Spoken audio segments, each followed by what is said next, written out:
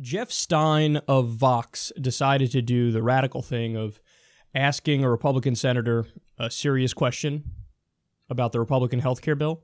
And the result is hilarious, and it's pretty much exactly what you'd expect. So Jeff Stein says, Senator, I wanted to ask you for a policy-based explanation for why you're moving forward with the Graham-Cassidy proposal. What problems will this solve in the healthcare system? And Pat Roberts says, that is the last stage out of Dodge City. Stein says, I'm just trying to explain to our readers what the policy... Roberts interjects, what readers? Who do you represent? Stein, it's a website called Vox. Roberts, Graham-Cassidy is the last stage out of Dodge City. I'm from Dodge City. So it's the last stage out to do anything. Restoring decision-making back to the states is always a good idea, but this is not the best possible bill. This is the best bill possible under the circumstances. If we do nothing, I think it has a tremendous impact on the 2018 elections and whether or not Republicans still maintain control and we have the gavel. Stein, but why does this bill make things better for Americans? How does it help? Roberts, pardon me? Oh, that's so sad. Stein, why does this make things better? What is this doing?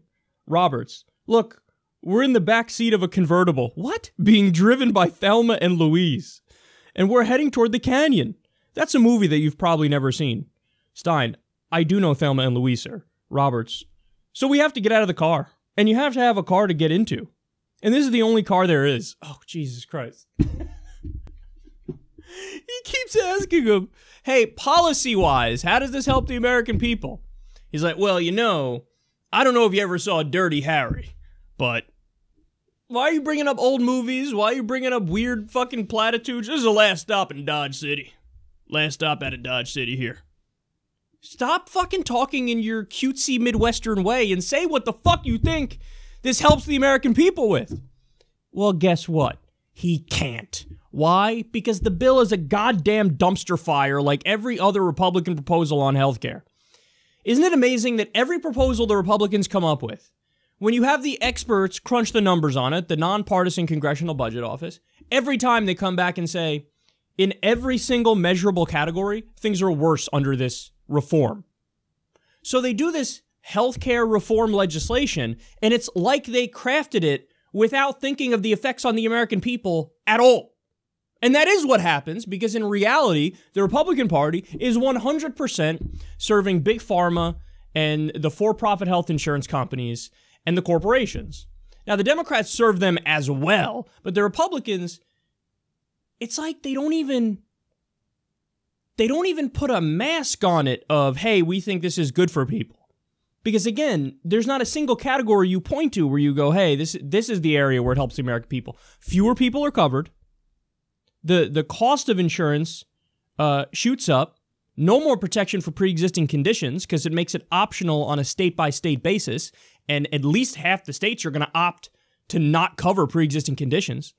So there's nothing they could point to, policy-wise, where we go, hey, look, see, this is why it's going to be better.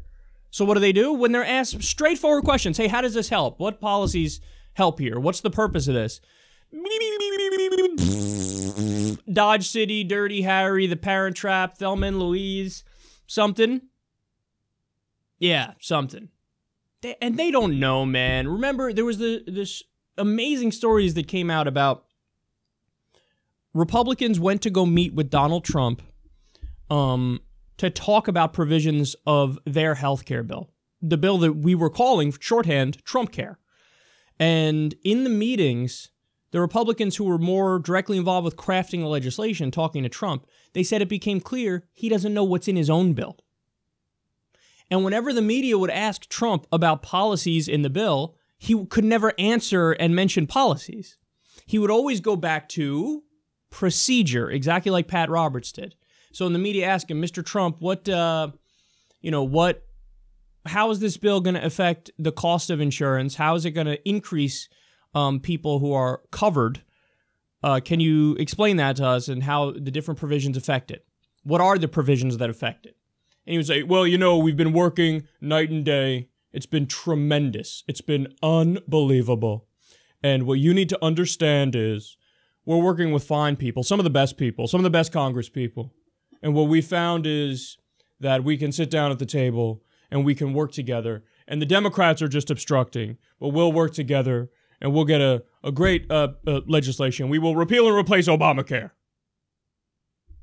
And they would reiterate, Mr. President, no, I'm talking about the policy in this bill. And he would immediately pivot back to procedure. They do that because Trump didn't even know what policies were in his own fucking bill. The American people knew better, which is why only 17% support it. How crazy do you have to be as a party?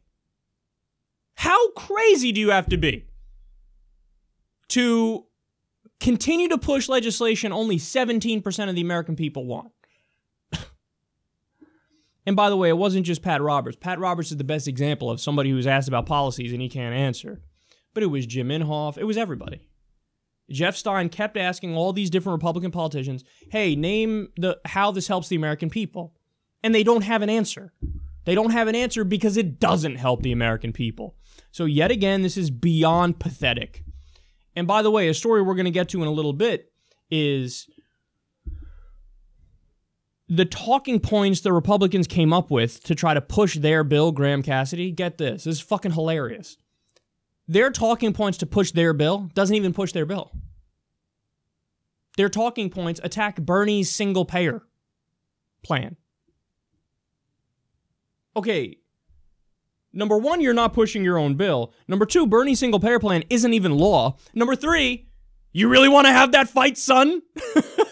Because if the Democrats are even 8% competent, they will bury you if you attack them. Because you're attacking them on the area where they're the strongest now. Because more Democrats are coming out in favor of single-payer, in favor of Bernie's bill. So I say, shit, if the Republicans want to attack us on that, I love having that fight. I bathe in that fight. We will destroy you in that fight because all the facts are on our fucking side. So they don't know what the fuck they're doing. And all it takes is a Democratic Party that's just a little bit competent to bury these motherfuckers. Excuse me, because this is the saddest thing I've ever seen.